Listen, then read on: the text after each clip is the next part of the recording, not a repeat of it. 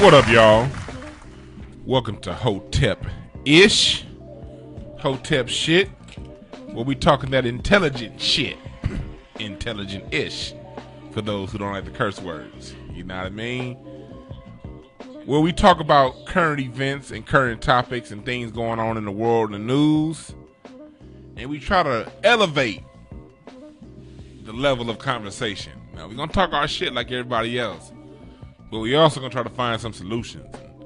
Try to find some sense into some of the things that we see on this earth. Thank y'all for listening. In studio with me, I got my regular from the Mike Robertson Boulevard.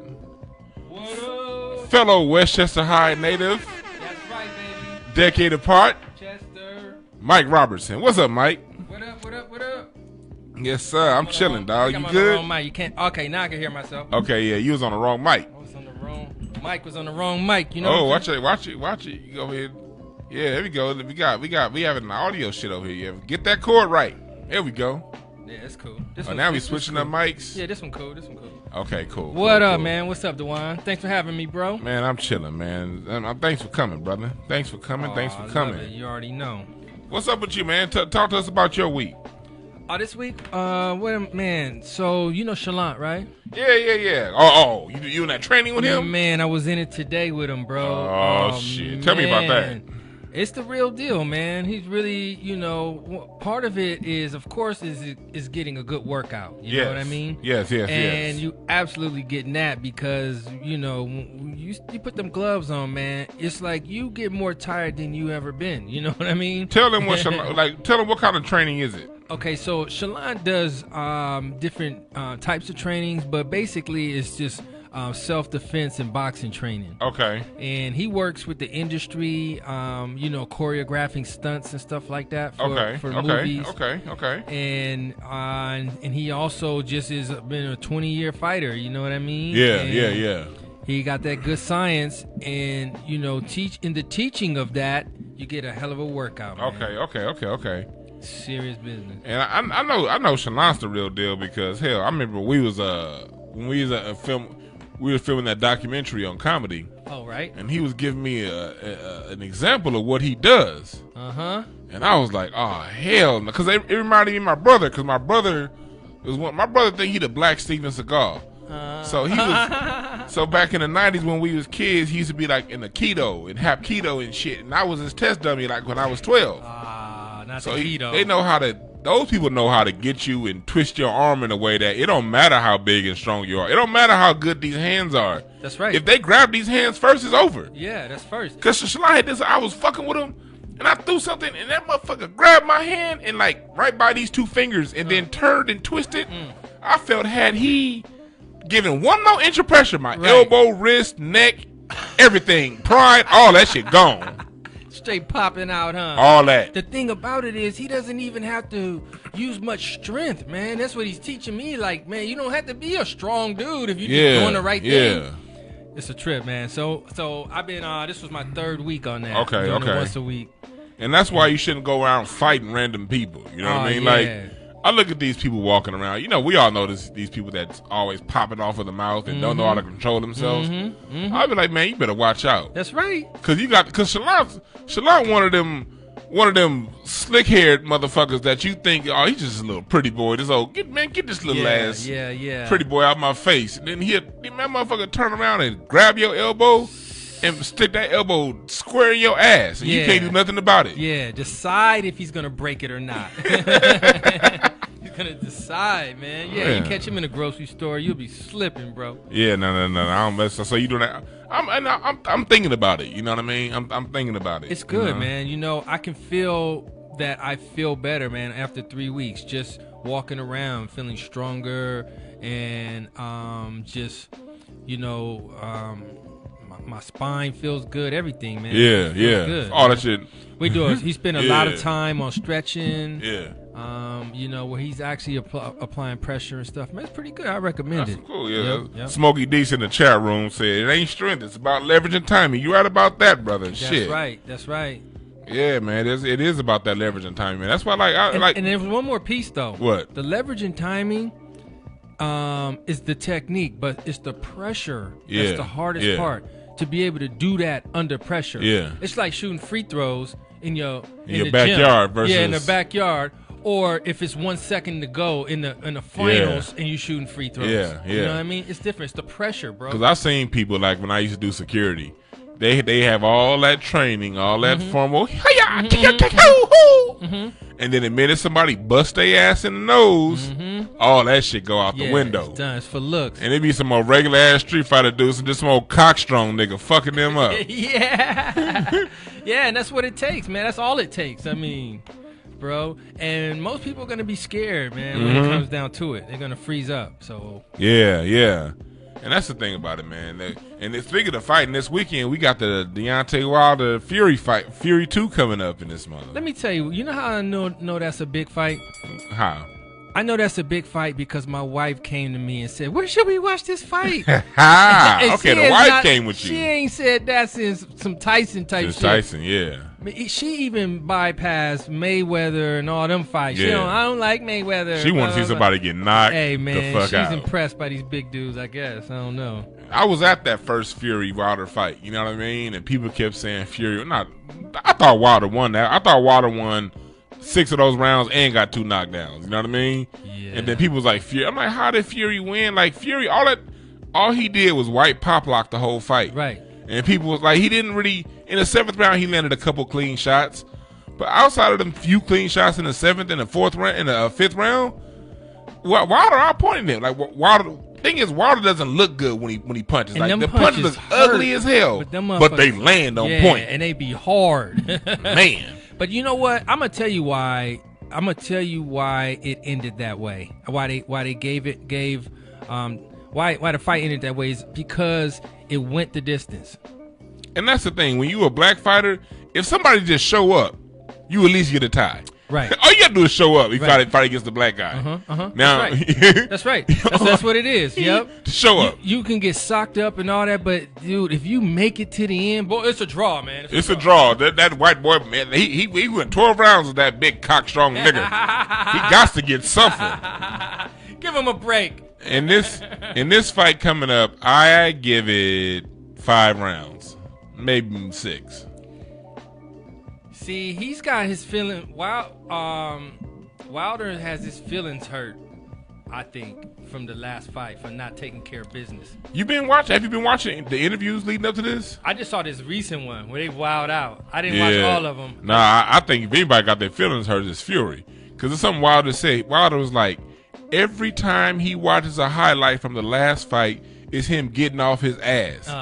That gotta play with his mind. Because every time he go back to the first fight, it's gonna be pictures of him getting off his ass. Right. And then going back to what we talking about in the pre-fight, Wilder was like, man, you was on that cocaine, that booger sugar. And then Fury was like, I'm the reason why the fight sold out. I'm the reason why. And Wilder was like, hold on. My last 2 fights without you sold out, and your fight had 1,500 seats. Yeah. He sold 1,500 tickets his last fight, really? Fury. And then Wilder made a good point. He said, that's just what y'all do. We create it, we build it, we master it, and y'all take the credit. Right. And then ESPN didn't play that part in the highlights. Dude. Damn. Dude. You know, man, boxing is where the shit talking, they don't hold back, man, in the fight game for the shit talking. You know, in hoop, they lay it out on the court in hoop, but in the interviews and all that, they try to be respectful and all that. Yeah. And Smoke made a good point in the chat room. Shout out to Smokey Deese in the chat room. I forgot about that. Wilder did have a flu the last fight. 1, he had the flu. 2, he went the whole training camp only fighting with one hand because he broke his hand earlier back in July, and so he didn't throw his right hand the whole training camp until the fight. So he had a flu and a broke hand. And so, like, now both of his hands is right and his health is good. He was throwing that broke motherfucker. Man.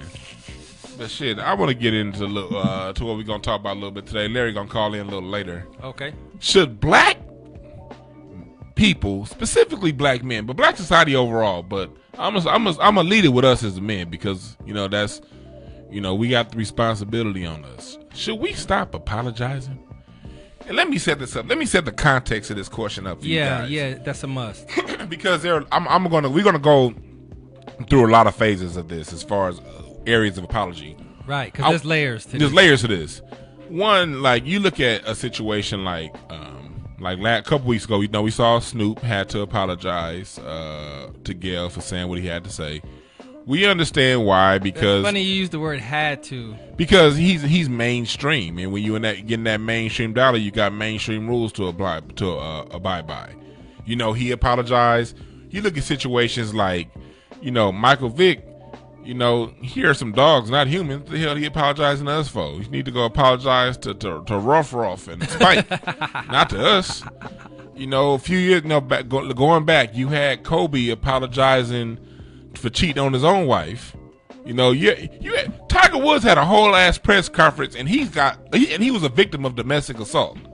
She popped the motherfucker inside the head with a golf club. Can you imagine if he popped her with a golf club? Right. It'd be a Would rap. it be any apologying going on? It'd be a rap, nigga. So he apologizing to the media for cheating on his wife. It seems like no matter anytime a black person does anything that's not, it's like we always apologizing and not apologizing to the person we did it to or they did it to. They got to go on the media with 15,000 cameras around the internet, the TV, the radio stations, everybody in front of them apologizing to these motherfuckers. Well, okay. Go ahead, Mike. I feel that, like, let's use Kobe. Let's go to Kobe first. Okay. I felt that he should have apologized. Okay. In public because he humiliated her in public.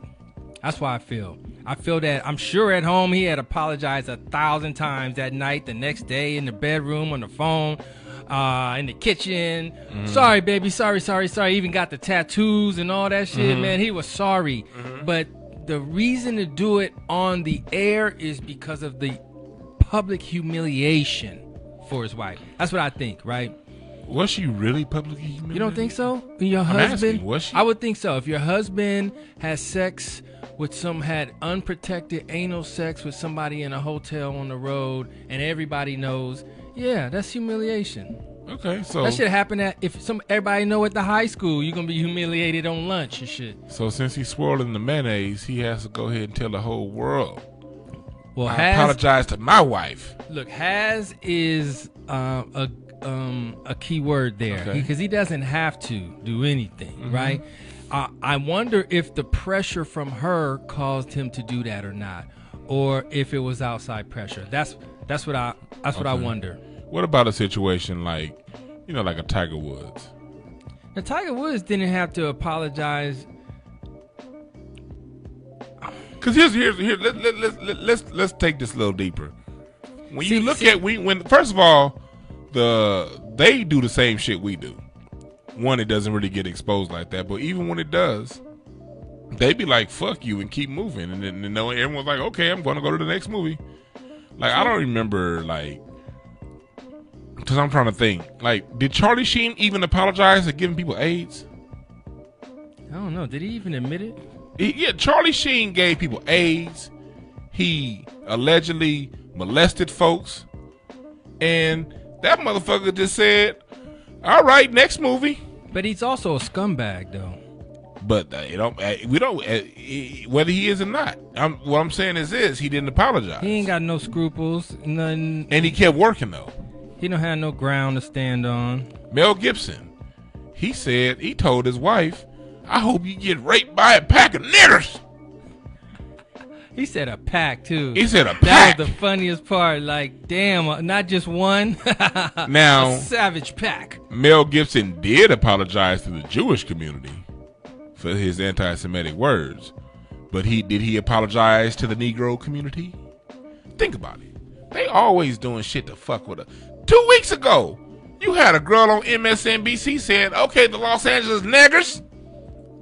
Them nakers. Did she apologize? She did apologize. She apologized for saying nakers, or did she apologize for what she did, or did she apologize for what she made up? She didn't own up to what she did exactly. Yeah, these brothers are owning up. They telling you the whole detail. Man, I went in the hotel room. I found and this girl knocked on the door, and she smelled like mayonnaise, and I hit it, and now I got to do all the whole thing. Yeah, he did give up all the details and shit. Like, she came out and said, okay, and did that whole Lakers thing, made up a whole ass excuse, said, "Oh, I combined the niggers and the Knicks and the Lakers."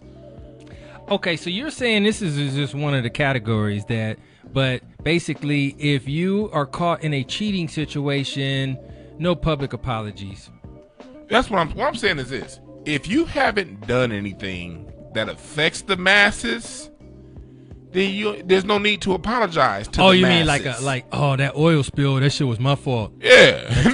now, if LeBron James come out and say, "Hey, yeah, man, I went ahead and I was over at the Exxon refinery. I was doing a little photo shoot, and I, on an oil tanker, and I accidentally hit the button and it spilled the ocean and fucked all the birds up." Yeah. You apologize for that shit. You fucked the water up, LeBron. But if you fuck over Savannah, that's between you and her. Yeah. She's talking to me for. Agreed.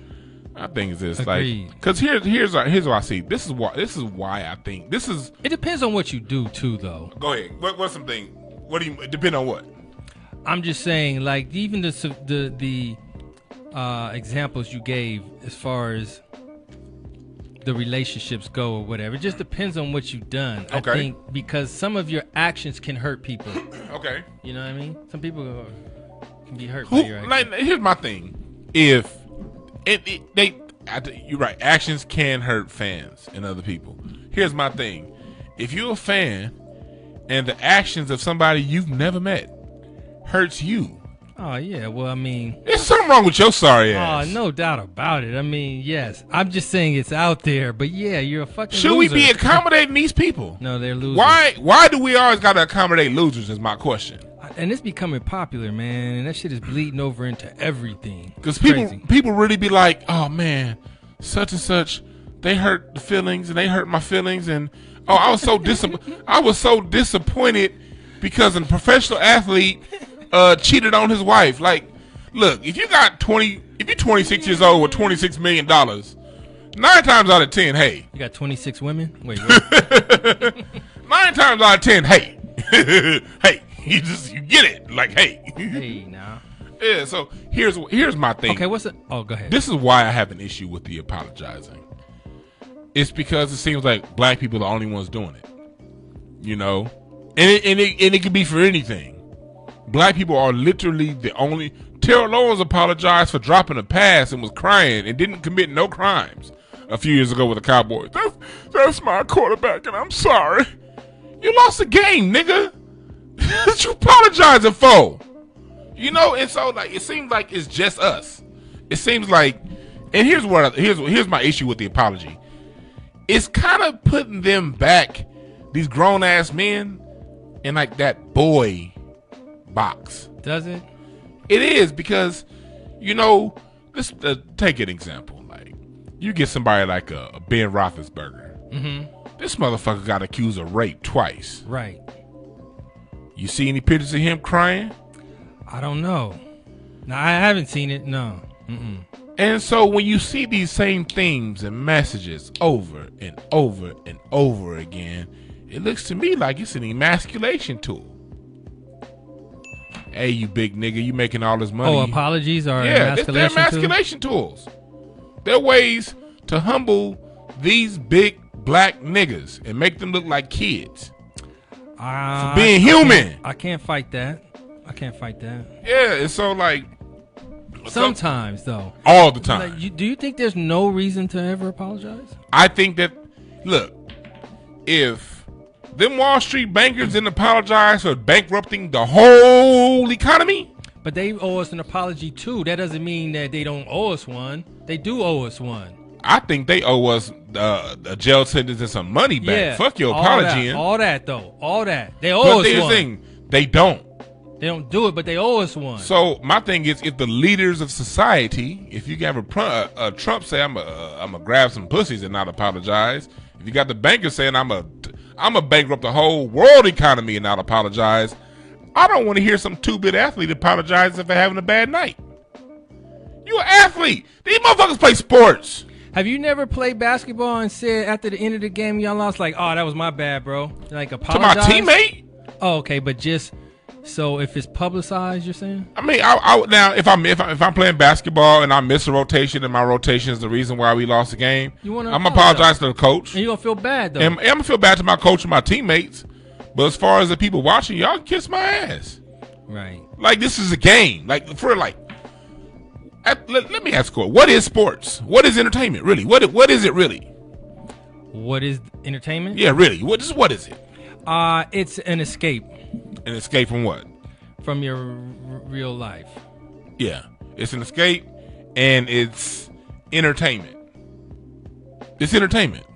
So, if sports is entertainment. Yeah, sports, right. Sports, acting, singing, music, all that shit's entertainment. That's right. Caesar said, "Give them bread and circuses, and the motherfuckers we can do what the hell we want to do." That's right. You know what I mean? That's what all of it is. Yep. Yeah. Brian Clinton said it right in the chat room. They buck breaking. It's buck breaking. Yeah. Because if an apology was really a thing, everyone would be doing it. You only literally got one group doing it. See, that's the part I don't know. This motherfucker, Andre Agassi. I don't follow the other part. Andre Agassi spit. He messed up the prime of his career with a cocaine addiction. He didn't apologize. He said, "Let me cut this mullet off, go bald, and try to come back." But I ain't give you motherfucker shit. I fucked up my whole prime because I had a booger sugar addiction. He didn't apologize. Booger sugar. It's buck breaking because, look, black people, we are the biggest consumers as far as percentage wise, not of sports.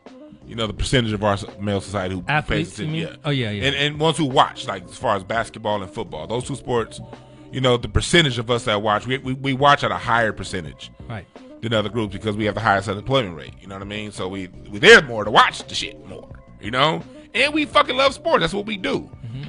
And so I think the imagery when little boys, little 9-10-year-olds see their heroes, the only place they can see an alpha male is on a basketball court. It's not happening in the movies. The Billy Porters are taking over the movies, so you ain't getting no alpha males over there. Basketball and sports is the only place you can see it. And these motherfuckers is always getting broken down to kids. That's a problem to me, man. They said to kids. To kids. Let's go. Let's talk about Snoop, for instance. Snoop, I was raised on Snoop, gangster rapper. He appropriately called Gail the way she was acting. She is a dog-faced bitch. She is. And her wig is crooked.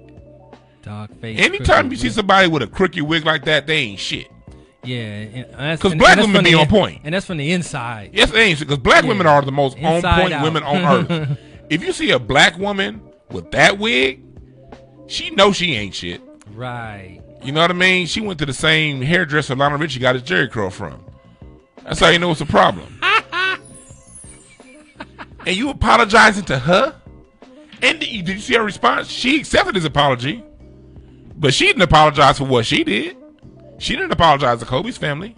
Didn't she? No. She said, "I accept your that apology." Next day, she said it, though. She apologized. She didn't. No. Before the Snoop apology, she apologized. Not to Kobe's family. I mean, she not to the kids. She did it. She included Kobe's. I mean, now you could say whether it was sincere or not, but remember, she did an apology and she's blaming CBS and the way she blamed. She said the way they did the cut. She didn't say I'm sorry for asking the question. She said I'm sorry that they cut it that way. Oh no, she did not say I'm sorry for asking the questions. No. Yeah, but look, should she apologize for CBS fucking up, not for asking the goddamn question? Because the problem was the question and how she asked it. I'm just saying, black men should not apologize. Should she apologize? She should apologize maybe to the family. Now, I do believe in apologies if you hurt a dead person's family. Yes, you should apologize. That person's gone. That's right. They got kids still living, parents. That's right. Joe Jellybean Bryant still alive. His dad, his mom, sisters, all the people still alive. That's right. So yeah, if you go after a dead person, you should apologize to the family. Where's your scruples? But if you have an interpersonal dispute in your own life with your own people that only affect your people, you don't owe me shit. That's how I see it. Well, to me, you never owe nobody shit. Okay.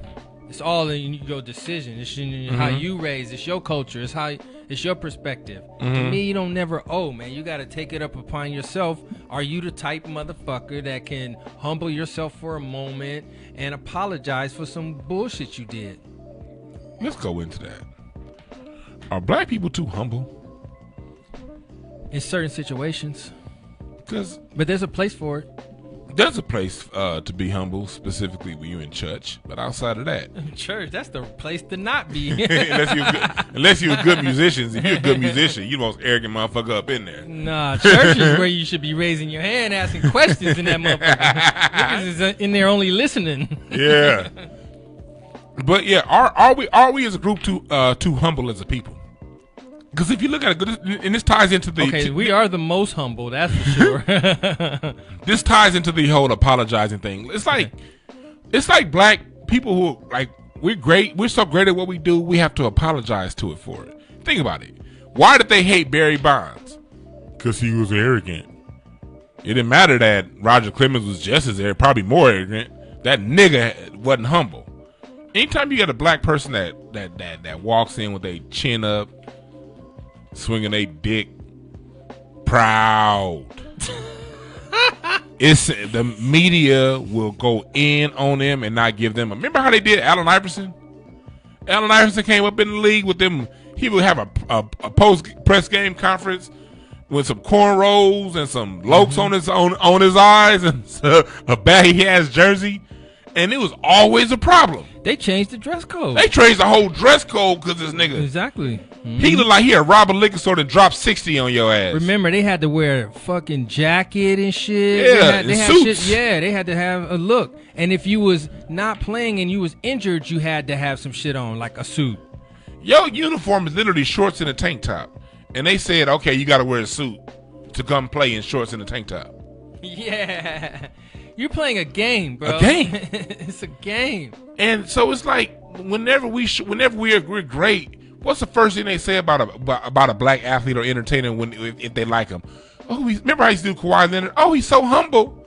He's so humble. It's like when we humble, we get they thought what's the whole world when we quote unquote humble. But see, they even categorize what he is. He's not humble. He's just quiet. He's just quiet. Yeah, he's just quiet. He ain't humble. The minute he sat out a season because he's like, nah, y'all fucking my leg up too much. Yeah. All that humble talk stopped. He ain't said a word to nobody. Yeah. He just sat out a season because his leg was messed up. And he said, y'all not going to rush me back either. Because they wanted to rush him back. They was talking shit about him, man. Yeah. He was washed up, saying that he was selfish. All this shit. Like, fool, this is my leg. They ain't called his black ass humble since. And he ain't done nothing to hurt nobody. Matter of fact, he done won a championship since then. Shit. You know, it just seems like as a people, we're not allowed to be who we are. You know what I mean? And at the same time, we have the power, though. We have the power. We just don't exercise it. Yes, right. You know what I mean? It's like they can only stand on your back if you bend over. They can only tell you to apologize, and you can only apologize if you wish to. If you wish to. Yep. And that's why I'm raising this question today, because as a group, they could only play these games if we play the game along with them. You know what I mean? If we just said no, what if every athlete just started next year, fucked up, and just said, I ain't apologizing? What they gonna do? Replace us? Woohoo! Right. Can you imagine Brett Wilson being the starting point guard for the Lakers next year? Ain't nobody watching that shit. It'll be a wrap, bro. The NFL will look like swimming. I feel like all they got to do is go to these 26 black colleges. That shit'll last 1 year before money started pouring in. Goddamn it! I ain't thinking about that. 1 year. You heard about that? If everybody went to the HBCUs, if everybody in this graduating class this year didn't pick Duke and Kentucky and blah blah blah, pick these 26 black colleges and all the talent would be there, bro. What would it do? In 1 year. You'd have Simmons College versus Morehouse. Yep, that's right. Miles College versus Grambling and shit. And look, the TV would have to be there. ESPN would have to be there. Publications. Everybody would be there, bro. Everybody would be there. And they would get the dollars. They will get the dollars. And that's the thing. Again, that's why I'm bringing this up, because as black men, we have to know that we have power in this dynamic. We walk around as if they have all the power and we don't, not understanding that we are the commodity. You know, there's nothing to apologize for that. You shouldn't have to apologize. The main reason why they hated Muhammad Ali and Floyd Mayweather was because of their arrogance.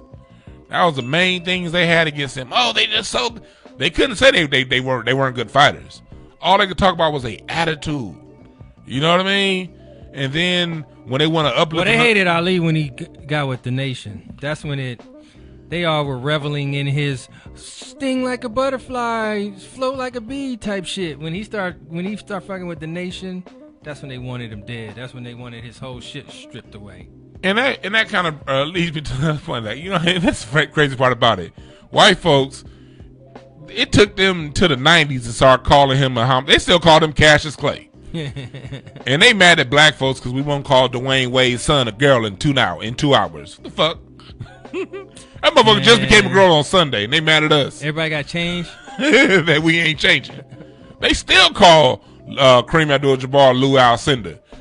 Man, I haven't heard you speak on that, man. And I'm gonna speak on that, man, because I was like, going back to the name change. We gonna get on Dwayne Wade next and that whole situation. Mm-hmm. But like I said, going back to that, like you look at Kareem Abdul-Jabbar, right? I think he is the great. I think he is the greatest basketball player ever. We added it, right. But his name is never mentioned. Why? Right? Because he's a smart nigga who read history books and smoke weed. Right, and his name's Kareem. And he's like, fuck y'all. Exactly. I'm gonna do me, and I'm not gonna play y'all little games. And so what happens? He doesn't even get mentioned. You know, so I think that's something as a group, as we grow up, because we're comics, and there's a lot of us. A few, Al Green, I see you watching Smoke. We got some up and coming comics watching this and everything, and the listeners out there, for the next generation, we got to stop being so damn humble and apologetic for being great. I think that's one of the first. That's something that we have the power to do as black people. They're gonna get mad. We know that. We don't need their approval. Right, and there's this inner fear about losing something. Yeah, get rid of that fear, Lou. Yeah, we ain't got shit. Right. The American economy had its greatest growth since 2011, and meanwhile our neighborhoods are getting gentrified. What the fuck we got to lose? You know? Yeah. And so that's my thing with that. As far as black society, man, let's know who we are. Let's know our greatness. Let's be proud of our greatness. And we can't let these other people try to humble and break us, because that's what, in their mind, that's what they're trying to do to us. And the kids see it. The next generations need to see a crop of men that say, fuck y'all. Yeah, it's like we gotta break away, man. It ain't gonna just change. You gotta break away, because you know, when things happen like this in our society and shit happening to us, man, it's just on autopilot right now. At this point, they're not sitting around necessarily conspiring every second. It's just on autopilot. It's just on autopilot. It's just the way life is. Yep. You know what I'm saying? So we gotta literally break away and say, look, man, I know I said this on my show, but man, we gotta know that we free, man. Yeah. I feel like we still feel like we in shackles. We ain't not free all the way. Yeah. If you don't act this way, man, you could go back. No, bro, we're free. If you're not in jail, you free. Yeah. If you're in jail, Period. You're free to do and act as a man, and that's a choice. Right. That's right. And that's nothing like. We're always so worried about going to the mainstream. Look, listen to the words mainstream. It don't say only stream. It just says mainstream. Right. That means there's way more streams out there. Right. And it's like we're always bending over backwards to become quote unquote mainstream. It's like the mainstream ain't shit without us. Don't nobody watch Saturday Night Live until Dave Chappelle or Eddie Murphy show up. Right. We is the mainstream. Right. You know what I mean? Like 90% of sports don't involve black people. But the 10% of sports that do them two sports got all the attention. Yeah, they're the most popular. We don't understand our power. Like, when you go back and watch that Raiders doc, I remember ESPN did a 30 for 30 on the Raiders. Right. And they were talking about how, like, NFL revenue as far as, like, jerseys and uniforms made up, like, a couple $1 million a year. Like, it was, like, nothing. Like, very little small part of their budget. The minute NWA put on that Raiders jacket, right, NFL merchandising went from a couple of $1 million here and there to hundreds of millions of dollars. So now a multi-billion-dollar industry within itself. Right. Because we decided to put a fucking hat on and jacket. And it bled to the other teams. It ain't just stick with Raiders. That's just where it started. Yeah. Now, exactly. sports apparel overall is a huge industry because we said it's hot. You know? And we apologizing for that shit. Kids, to y'all kids listening out there, when they tell, all the years I've been working with kids, I've never told a child to pull his pants up. I've never told a child to be humble. The last thing I need to worry about black kids need to worry about is being humble. No, be great. Be as great as you can be. Now, once you reach that level, we'll talk about humbleness. But until then, I ain't got a word to say about being humble. We need to be great, and we need to know how great we are, so these fuckers don't keep fucking us over. Speaking of greatness, the Hotep-ish. Thank y'all for listening. 310-910-9676 extension 1 if you want to call in. Hotep-ish radio, hotepish.com. It should be up soon. My man that was fixing it, it's supposed to be up today, but it got pushed back another day. But thank y'all for listening every Thursday 8 to 9 Accelerated Radio. This Black History person of the day, profile of the day, goes to Black Caesar. You know who Black Caesar is? Do I know who Black Caesar is? Black Caesar. To those listening, not the movie. The movie was great, however. But I'm talking about the real Black Caesar. Black Caesar was a pirate. Lived in the late 1600s, early 1700s. He went around. He was born in Angola, captured into slavery, fought those motherfuckers off, took the ship, and got his own ship and became a pirate. He patrolled the Florida coast, the Carolinas, Virginia, and the Keys, and he went around taking people's shit. He was known for going in and jumping on your boat. He had a little life raft boat. He'd jump on your boat, take your boat, and take all the white girls and food on it to his own island called Black Caesar Island. It's down there in the Florida Keys. White folks minimize it. If you Google it, they're going to call it Caesar Rock. Because when a black person owned it, now it's a rock. I've seen it. When a white person owned it, it's an island. When we own it, it's a rock.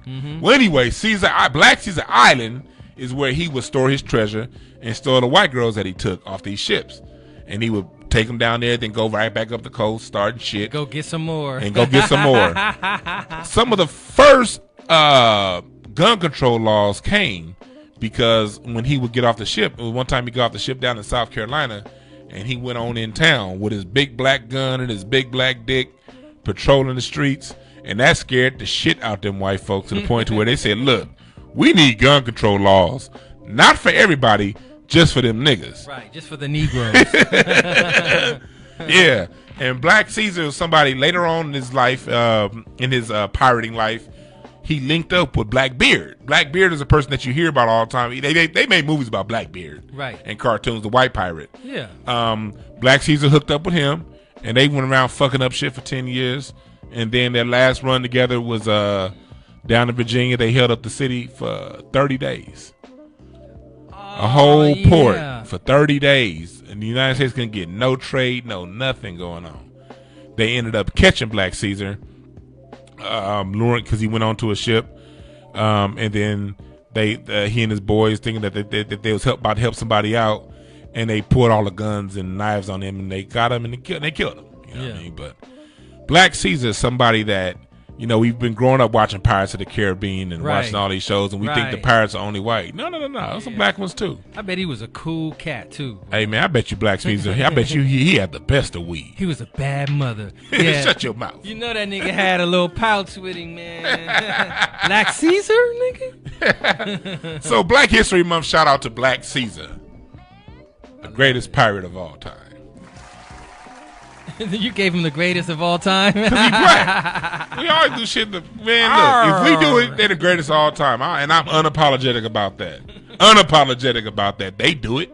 I was raised thinking Elvis was the greatest. And that's a lie like a motherfucker. So if they can come off with that kind of bold-faced lie, shit, I can at least tell the truth a little bit.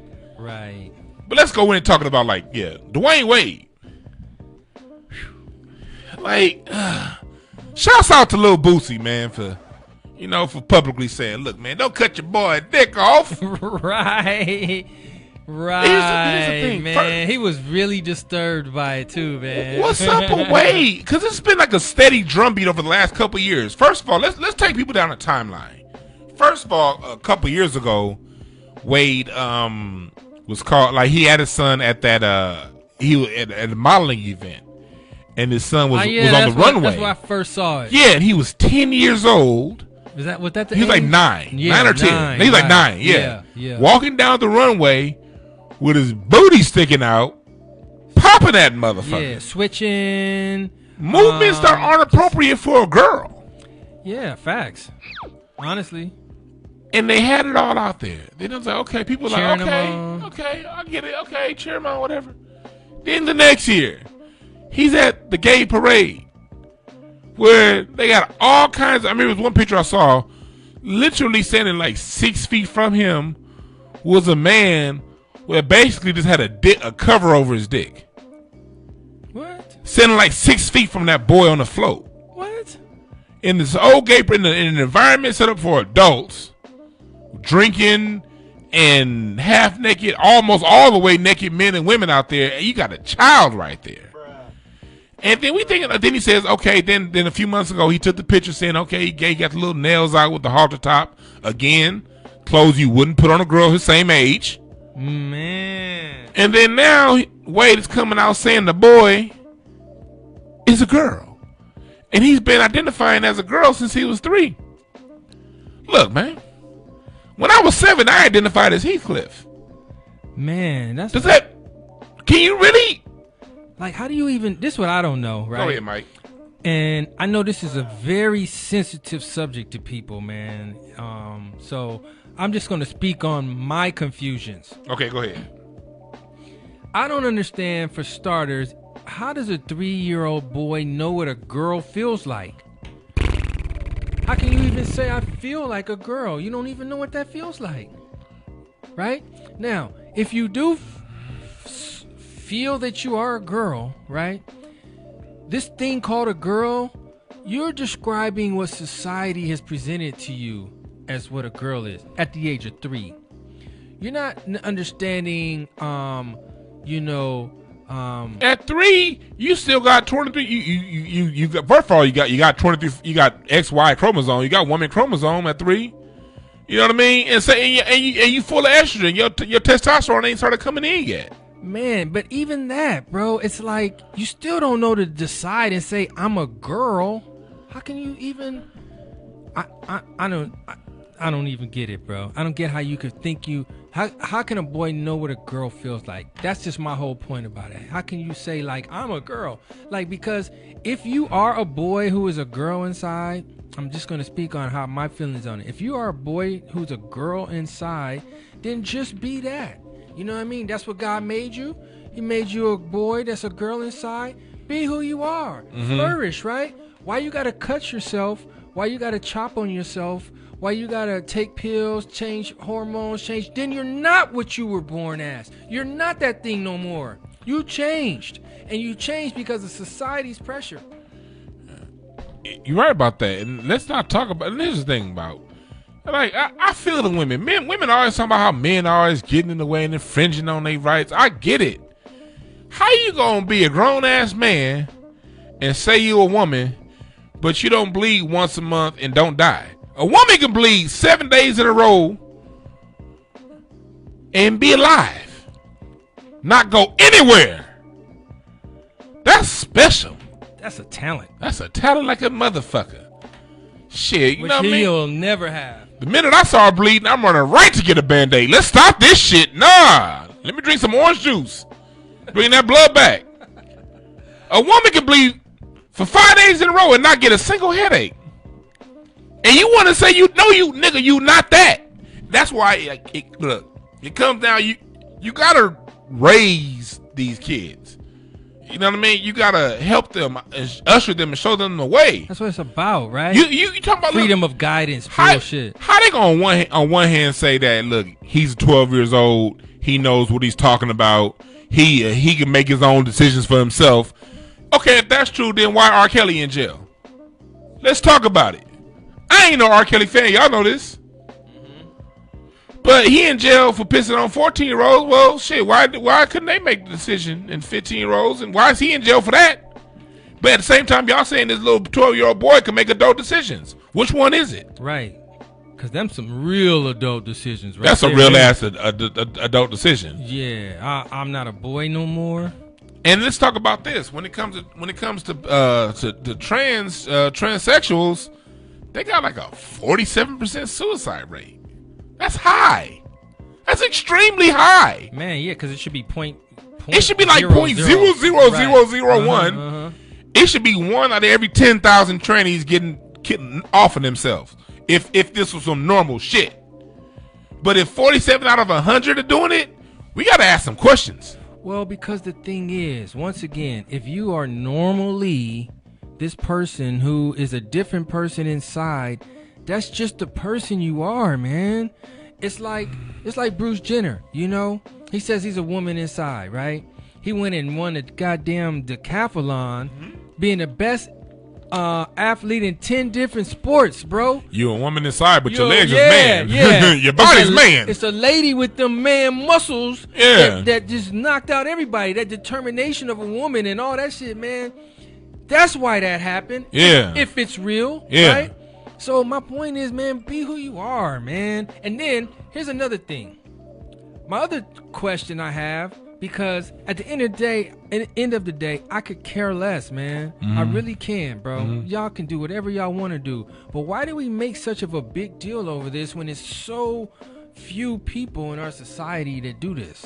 Why is it so taking up so much space in our coverage and in the media and it's so few people? That's what I don't get. I got a question about that. I'm glad you brought that up, Mike, because look, they always talk about how black fathers ain't around, black fathers ain't this, black fathers ain't that. But it seems like the only time they highlight black fathers is when they got a gay ass kid. You notice that?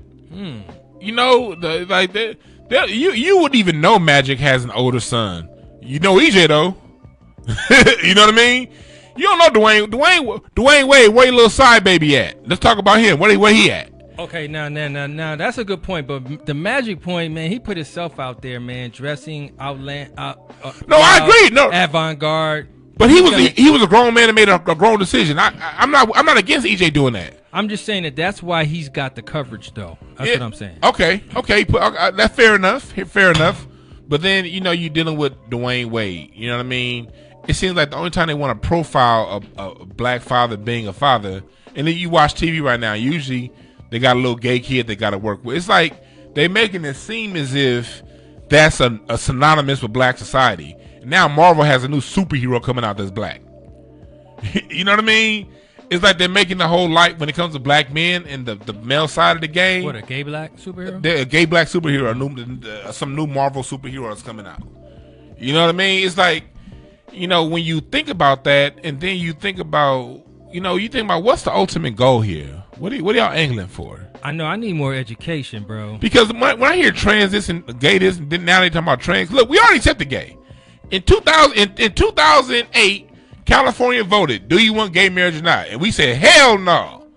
And they said, nope, no more gay marriage. Since 2008 to now most people don't give a fuck, including me. Right. Look, you gay? I have no issues with our gay brothers and sisters, man. I love them. Enjoy, man. I have no issues with them at all. Have fun, man. I love them surgeons in West Hollywood when I'm driving Uber because y'all out there prancing around having a good ass time. I ain't got no issue with that. I don't know why we even gotta talk about it, dude. You know, like why we gotta even know your son thinks he's a girl? Like that's just like you're sexualizing a child. If it's so natural, right? Why are we even talking about it? You ain't talked about his 5 fingers he got. You ain't talked about his kneecaps. That's a good one. Facts. But like, here's my thing. Here's where I see that going. They talking about trans this, trans that. Right now it's transgender. In a couple of weeks, in a couple of years, it's gonna be transracial. You know what I mean? Then they're gonna at some point get to RoboCop and transhuman. But right now, let's think about that when they get to transracial. Cause remember Rachel Dolezal? How she was saying how she's black. I saw a headline in the Daily Mail, the UK paper, about 6 months ago when that Cash Me Outside girl got in a fight with somebody. Oh yeah. And the headline was like transracial Cash Me Outside girl. Transracial, yeah. So because now it used to be you call them a transvestite. Then that became, I guess The same way with midgets. You can't say it no word. I still say it. Transvestite, midget, fuck both of y'all. I don't care. Because I thought transvestite was specifically a guy that just dresses like a woman. It's confusing. It's one day it's that, the next day is this. So they took that vestite out to just trans this. And so when you start talking about this trans stuff, now they're bringing in transracial. This is what's going to happen. The biggest supporter, and Dr. Claude Anderson talked about this, the biggest supporter of the black economy is government jobs. The majority of people that hold down the government jobs are black women. When they start allowing white men to become trans this and trans that, all them trans is going to get these civil rights protections and undermine us at these jobs. But again, it ain't that many of them. Now, look, in 1820, there were 0 European Native Americans. By the end of the century, half the motherfuckers was European. White people are whatever they need to be to get resources from your ass. Okay. Let's look at that historically. Whatever they need to be to take resources from you is what they're going to be. Yeah, I feel you. So when you allow this trend, like, and what I see a lot of women say, "Oh, there's nothing wrong with this." Y'all gonna be the ones fucked over the most because you can't fight a man, and they coming up in your bathrooms. And if a white, you know what I mean, you can't stop. You know, you ain't the ones hiring for these jobs. This shit's gonna affect you more than anybody else. But you know, if you think about it, right? If you can accept that someone is another gender than what we would say they are, right? Yeah. If you can accept that, it's way easier to me to say, I feel like I'm a different race. That's, to me, way easier because that's just a condition, a social condition. If you can believe and accept that this boy is a girl, you can easily accept that this white lady is a black lady. I can see it happening. It's coming. It's coming. If y'all think and if y'all think I'm bullshit on that transhuman shit, go look up transhumanism. Your billionaires, your Bill Gates, and these people who are multi-trillionaires, they donate millions every year to transhumanism. You go look up, type in these robot cops. They have cops now that in Massachusetts. They have these robot dogs that's about to start working with the police department.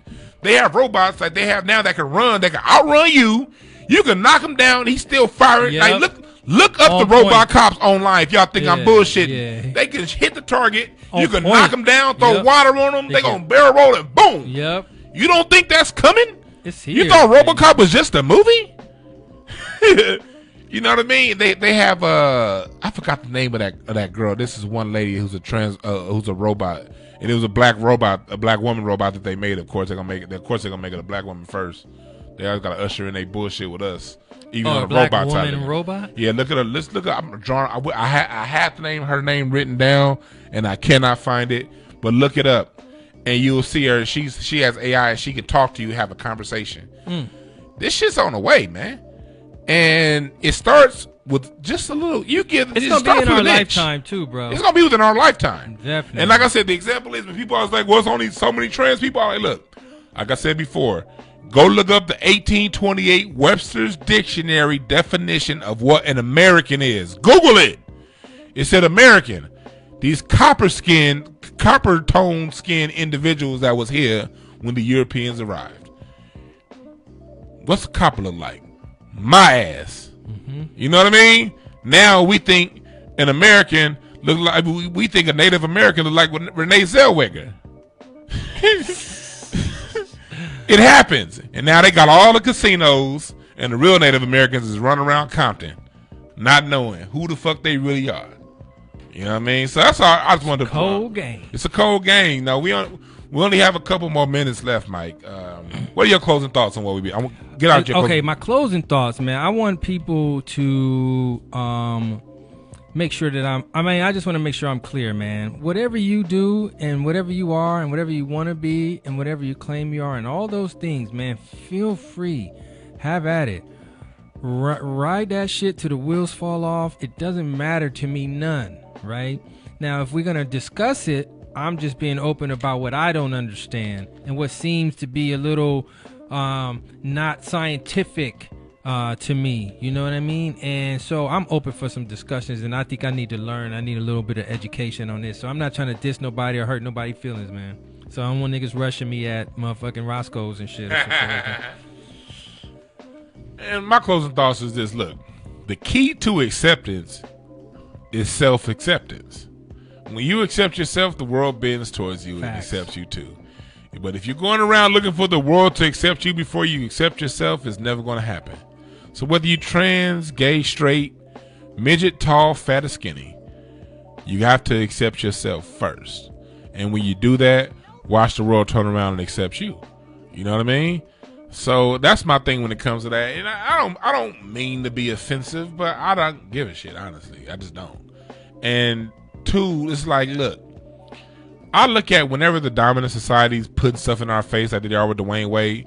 Dewayne Wade is one of the greatest basketball players that ever played the game. I've always put him Kobe number, and when it comes to shooting guards, Kobe number 1, Jordan 2, Wade 3rd. That's where I always put him because of what he did in the 2006, 12, and 13 finals. Yep. He showed improved. Yep. He didn't get any of this attention when he was the man on the court. Now that he retired, he getting more attention than he did when he was playing basketball. So my thing is this: whenever I see the dominant society feeding us stuff and giving us stuff, my first thought is disease blankets. Disease blankets. Because that's what they did to the Native Americans. What is a blanket? A blanket is warm. It's comforting. In the wintertime, it makes you feel good. Who's going to say no to a blanket in the snow? But little did they know, 90% of the indigenous population here got killed off over a blanket filled with diseases intentionally given to them. So when the dominant society is giving us this stuff through our media, when they're giving us all of these, ideas saying, okay, this is the new way to go, and they're putting us out front first, my first thought is disease blankets. Black folks, we have to be very, very, very, very, very cautious of what the dominant society is encouraging us to do. And we have to be triple cautious than any other race because we're always the first ones and the most affected by it. Now, the rest of you motherfuckers need to watch out too, because black people, we always only the beta test. It hits us first. Then it comes to your ass. But when it comes to us, we have to be hyper vigilant and aware of what the things coming around us. And don't be afraid to ask questions. Ask these questions. Because if it makes sense, it's going to make sense. If it don't, it's going to be a problem. Yep. We about to get up out of here. My name is Dewayne B. DewayneB.com. HotepIsh.com. HotepIsh Facebook page. Follow that page for the updates of what's going on in the show. And remember this: there are no perfect messengers. Only perfect messages to those who are willing to pick up the game. My name is Dewayne B. Thanks for coming down, Mike Robinson. We out. For sure.